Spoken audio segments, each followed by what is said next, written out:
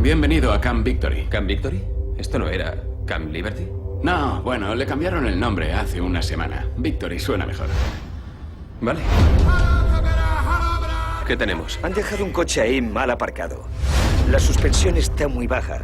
Hay algo muy pesado en el maletero. Interesante. ¿Qué estás haciendo? Si he de morir, quiero estar cómodo. ¿Cuántas bombas has desactivado? 873. ¿873? Tienes huevos, ¿lo sabes? No ha estado mal para ser la primera vez que trabajamos juntos. Escucha, que trabajemos juntos supone que yo te hablo a ti y tú me hablas a mí. ¿Como en una cita, Sambor? A mi jefe de equipo le va el peligro. Conseguirá que me mate. ¿Cuál es la mejor forma de desactivar una de esas cosas? La que no me mate, señor.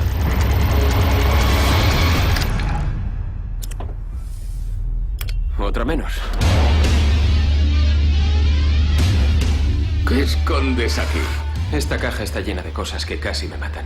¿Ah, sí? ¿Y esto? ¿De dónde lo has sacado, Will? Mi anillo de boda. Lo dicho, tíos, cosas que casi me matan.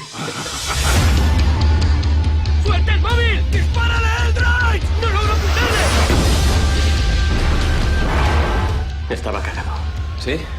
¿Y a quién no le ha paralizado el miedo? Tenemos una misión. Y yo debo procurar que sigas vivo para que cumplas más misiones. Es la guerra, amigo. ¡Márchate! ¡Todo el mundo atrás! ¡Vamos, vamos, vamos! ¿Te das cuenta de que cada vez que intervenimos es a vida o muerte? He encontrado algo. Lanzas el dado.